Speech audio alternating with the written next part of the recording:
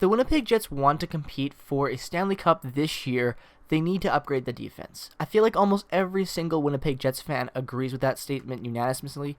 They just have to upgrade it. The Jets defense just can't compete with some of the American teams' defensive cores that they'd have to face in a deep playoff run, especially with the way the playoffs are this year. The Jets haven't faced any real challenging, hard puck-moving defensive cores other than maybe the Toronto Maple Leafs, and even then, the Toronto Maple Leafs defense has improved, but still isn't a top defensive core in the National Hockey League.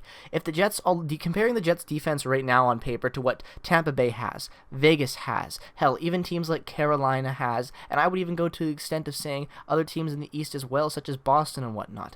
There are a lot of teams that have a lot of good, deep defensive cores that I just don't think the Jets would match up very well against moving into a playoff series against. Nonetheless, there are a bunch of trade targets available right now currently that the Jets could easily go out and get in a trade, but there are a bunch of different variables that come into play in regards to this type of thing happening. On March 1st, TSN released their trade bait board of the top 15 players most likely to be moved by the deadline. Top of that list is Mattias Ekholm, David Savard, Tony DeAngelo, Brendan Montour. Now, scratch Tony DeAngelo off that list. What do all three of those guys have in common? They're all defensemen. In particular, almost all of them are right-handed defensemen minus Mattias Ekholm, who is a left-handed defenseman. Now, why am I bringing this up, you might ask? Because I feel like the Jets' key and answer to becoming a better defensive team for the playoffs lies in a trade. The only problem is there are a lot of different variables that come into play whether or not a trade like this even makes sense due to the fact that there is all this COVID crap going on within the world and within the National Hockey League. If you're unaware already, which I feel like almost nobody is at this point because of the fact we've already made a trade with an American team to bring in Pierre-Luc Dubois, there's that 2-week quarantine period, 14 days, where you cannot play, be involved in the team, practice and whatnot, a complete self-isolation if you are an American player being traded to a Canadian team. You have to do that. Now, what happens there and what comes into effect there is that if you're giving up assets for a guy on an expiring contract, that really kills, especially if you're acquiring with a deadline, which is already around a very small amount of games left before the playoffs. You want to be able to have that player settle in and be a experienced member by the time that playoffs rolls around, be comfortable with their new team and new club, and have that identity that they're going to have with their new team. That's very important for any trade, any time of the year. And to have this come into effect where the players would not be able to even practice, stay fresh and whatnot, would be a massive minus if you are looking to go and try to trade for somebody to bolster your club moving forward. And that is going to be a big problem that the Jets are going to have to face this year, because almost every top available defenseman available for a trade this year so far, by the looks of it and who's been made available, is on an American team.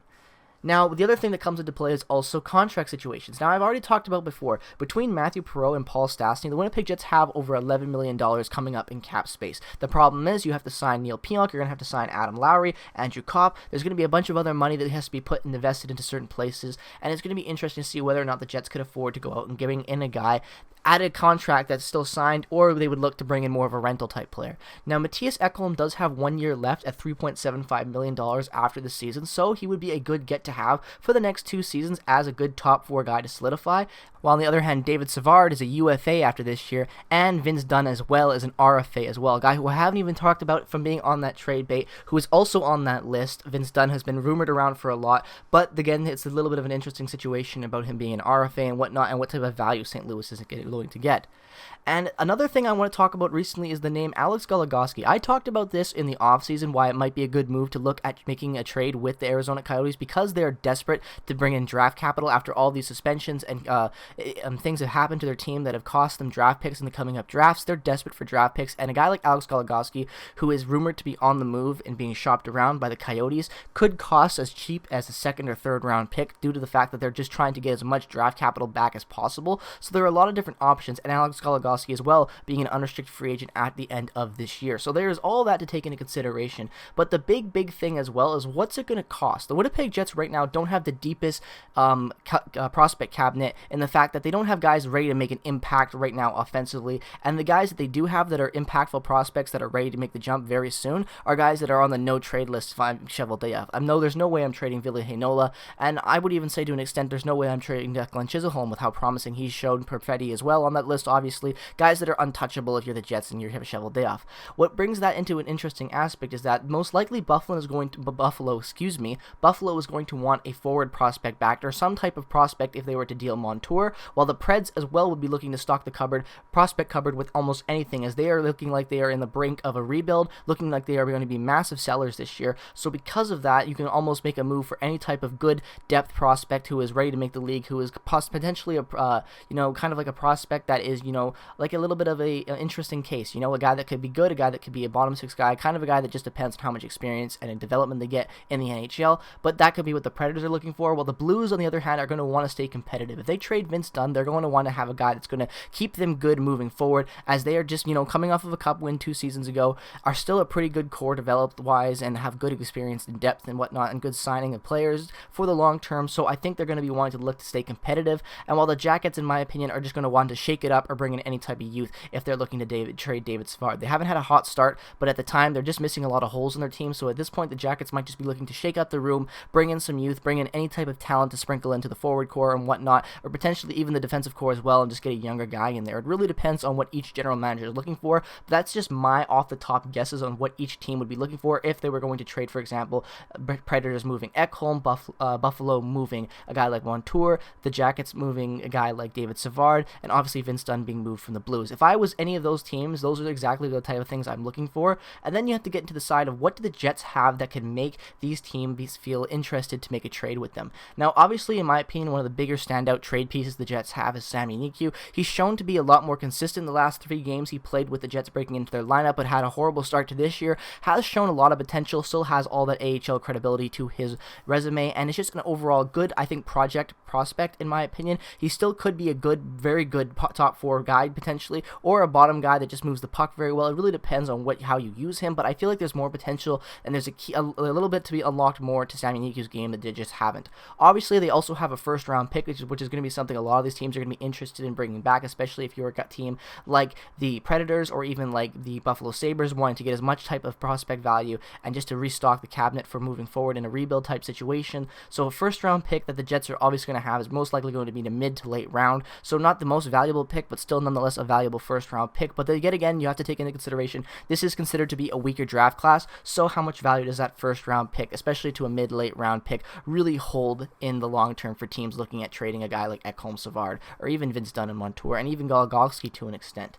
Now, the other trade asset that I think teams might not be considering would be a guy like Matthew Perreault. Now, if I am the Blue Jackets and I see Matthew Perreault playing pretty good so far, another guy that you could bring over from the Jets, surprisingly, I think there could be a way to move the Matthew Perreault to making sense with the Savard and the Blue Jackets. I think there is a way that makes sense for both clubs. Obviously, there could be other things involved, but honestly, I've been talking about potentially moving Perreault for Savard way before Laine was even traded, and possibly even bringing when all this Laine stuff got brought up. I really thought that Perreault would be involved in this package somehow, and Savard would be coming to the Jets. So I just do think there is a way that Savard could still be a Jet by the end of this year. There's nonetheless that just is a wait and see type of situation. But the other asset that the Jets have is a guy like David Gustafsson. Now, I'm not all for trading youth, but when I look at the guys in the taxi squad right now and the young guys that the Jets have that are trying to make that 4th line, 3rd line spot, those type of great prospects trying to push a roster spot, David Gustafsson keeps being like the guy that gets left out. Jansen Harkins has really worked his way into Paul Maurice's favorite when he uses him in that sense. He had a really good year last year starting as a rookie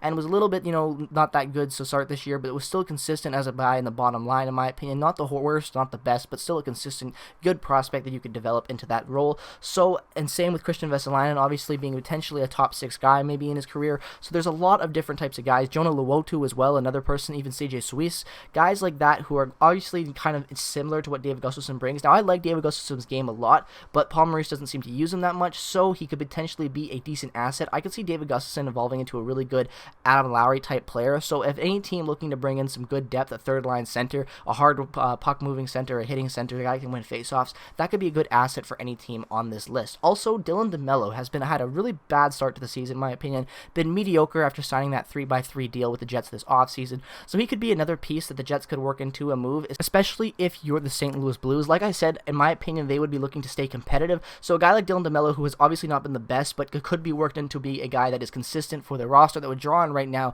that would keep them competitive, and that would add to their club and just add to their lineup immediately. So that would kind of give them a little bit of a asset there, and a defenseman coming back, plus maybe a potential first-round pick. It could be something that could look interesting if you are the Blues. Obviously, it depends on the value and what you know and how you value Dylan Demello. I think he's a little bit lower on the value right now, but I still think there's potential in his game. We saw how good he was last year playing with Morrissey. He just hasn't found that yet. But nonetheless, 3x3 is expensive for a guy that's looked pretty bad this year. So nonetheless, I think it could be interesting to move him forward. And also not talking about the fact that Copp and Lowry both have contract talks this coming up right now, and none of them have been signed so far, which is obviously fine. It's still early on in the season, but depending on how Copp wants and what Lowry wants, how much money they're demanding, and with the expansion draft coming up for Seattle, it could be very interesting to see if one of those guys could be moved as well. Obviously, honestly, if I'm any of these four teams, I'm taking Copp and Lowry any day if they're being thrown in, because I think there's a lot of potential in Copp, and I really like Lowry's game as a center for that bottom 6 spot. Now, all of this is all circumstantial, obviously, and there are a lot of different moving pieces to bring into play, and the main thing that I want to still harp on is the fact that the 2-week quarantine, 14 days, is a huge hit if you're a Canadian team trying to make a trade to bolster your club moving forward. I really think that might be the main decision why Cheveldaev doesn't upgrade the defense, and I understand that, and I'm not going to be upset at him for that, because it's a huge risk to trade for a guy like potentially David Savard, who was a UFA at the end of this year, might be able to play a couple games before the playoffs start after his quarantine, go in cold after not having that much exercise, and then have to play a hard physical playoff series. I just don't think it makes that much sense. It's risky, especially if you're giving up a first-round pick or another asset that's been really good, or whatever that assets that I've named so far, potentially even other assets like the Jets could have. There's just a lot to consider with this. I am all for bringing in any of these guys, but I do think that the Jets and Cheveldaev have to be very careful and be very, almost very picky and very careful with how they handle this, because like I said, it could really backfire on a guy if you bring him in and he's very cold and he just can't settle in with his team, and then next thing you know, you have a guy that's played 7 games with your club, 8 games with your club after the playoffs. You guys are out in the first round potentially, and you've lost a first-round pick and a decent prospect to bring him in, and for what? Maybe just fan appreciation at that point, for playing some games, some photos, and some whatnot, some fun Twitter posts, maybe a highlight if you're lucky. The point being is that it's a very risky move because of the quarantine, so I don't know what's going to happen moving forward, and whether or not the Jets will make any type of trade this coming up season for the rest of the season because of that big of an effect, because we've already seen what it did with Pierre-Luc Dubois, and it hasn't looked that good. He's obviously looked better and has been a good contributing player, but he is slow jumping into the lineup. He's not his 100% full player, that guy that you're wanting to have right now, and you would be obviously getting that same type of thing from either of Ekholm, Savard, Dunn, or Montour, hell, even Goligoski as well, to name a boot. So I don't think that it's really worth it at the same time to bring in one of these guys to bolster the team because our defense is weak, but it's a very risky move, and there's a lot of different elements and moving pieces that are going to be involved. So I'm going to be very interested to see and follow these threads to see what happens, and potentially if the Jets are involved in any of this, or if a Canadian team makes a defenseman available, whether or not the Jets will pounce on him. Victor Mete has been rumored to be available. I don't know if he's much of a better upgrade than what we already have, but nonetheless, that would be a guy that wouldn't have to play, would be able to jump in immediately. There would be no quarantine, so there are different elements in that sense of it, but it's going to be very interesting moving forward. Let me know all your thoughts down on this matter down in the comment section below. What do you think the Jets should do about addressing the defensive core? Let me know all your thoughts down in the comments below. As always, thank you so much for watching this video. If you're a fan of the Winnipeg Jets and you enjoy just any type of news regarding them, definitely go drop a subscription. If you're a fan of hockey, regardless of the team you root for, definitely consider dropping a subscription, as we're trying to push 1K subscribers, and I do appreciate all the support the channel's been getting recently. Thank you so much for watching this video. I hope you enjoyed. Drop a like if you did, notifications and whatnot. Follow me on Twitter. Peace, love, and positivity. I will see you guys in the next video. Go Jets, go.